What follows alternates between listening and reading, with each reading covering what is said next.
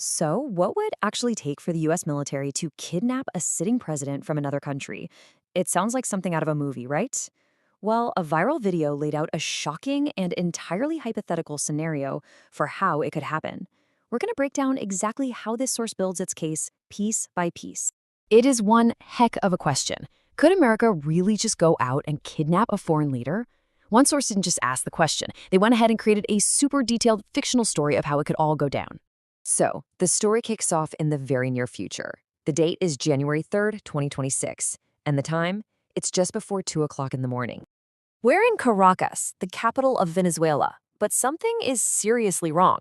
The entire city has been plunged into total darkness. It's the result of a very targeted cyber attack that's completely disabled the power grid. And as the city sits there in the dark and the silence, a mission is already well underway. The source even gives it a name, Operation Absolute Resolve. All right, let's get right into the raid itself, because the source paints this incredibly vivid, almost cinematic picture of this whole Special Forces operation. It's pretty intense. The source describes this lightning-fast, multi-stage assault. First, you've got the cyber attack, which just creates total chaos. Then, airstrikes come in and blind the city, taking out all the radar and air defenses. And under all that cover, stealth helicopters just sweep in, dropping Delta Force commandos right onto the presidential roof. But here's the most shocking claim. From the moment they breached the building to the capture, the source says they had President Nicolas Maduro in custody in just 5 minutes. And to really hammer home how surreal this whole thing is supposed to be, the source imagines President Trump watching the entire raid on a live feed, and it gives him this quote. This really frames the whole thing less like a grim military operation and more like a piece of high-stakes entertainment. So this is the crucial question, right? Why would an operation this drastic ever be launched? Well, the source presents two completely different stories for the why. And this is where the source really lays out the core conflict of its entire narrative. See, on one hand, you've got the official story. This is all about law enforcement, arresting a leader who's been indicted for narcoterrorism, and of course, restoring democracy. But on the other hand, you have the source's really bold claim. The real reason has nothing to do with drugs and everything to do with oil. Okay, so let's dig into the source's central argument. It basically claims that to understand the real motive here, you just have to follow the money. Or in this case, follow the oil. This number, this is the foundation of the source's entire argument. 303 billion. That is the number of barrels of proven crude oil reserves that are just sitting right under Venezuelan soil.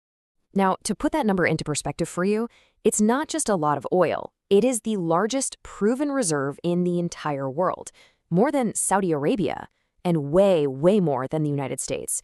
According to the source, this is the real prize. According to the source, this conflict has been brewing for a long time. It actually pinpoints the start of these major tensions way back in the late 90s and early 2000s, when President Hugo Chavez nationalized the country's oil and gas industries, which pretty much kicked out foreign corporations. Now, the source alleges this is what led to a failed US-backed coup attempt, and then years of escalating sanctions.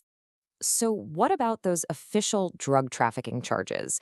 The source basically tries to dismantle them one by one. It argues that Venezuela isn't a major cocaine producer or even a major transit country, especially not for the US market. And the narrative really builds to this one point.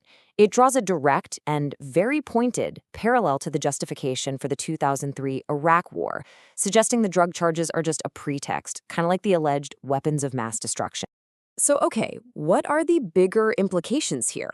If a powerful nation acts this way, what does that mean for everyone else?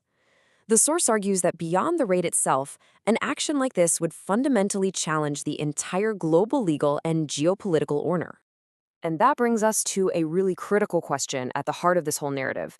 Would an operation like this even be legal? Well, the source's answer is a very emphatic no. The source claims an action like this would just shatter the legal order. Domestically, here in the US, it would bypass Congress's power to declare war. Internationally, it would violate the UN Charter's core principle of national sovereignty. And here's the real kicker that the source points out. With its veto power at the UN Security Council, there would be no international mechanism to hold the US accountable. In fact, the source actually coins a term for this whole scenario. It calls it New Age colonialism.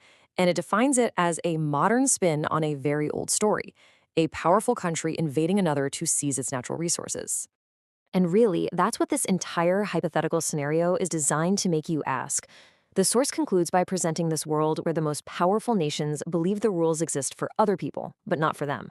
And it leaves all of us with one last question to chew on. In a world where might makes right, what kind of world does that create for everybody else?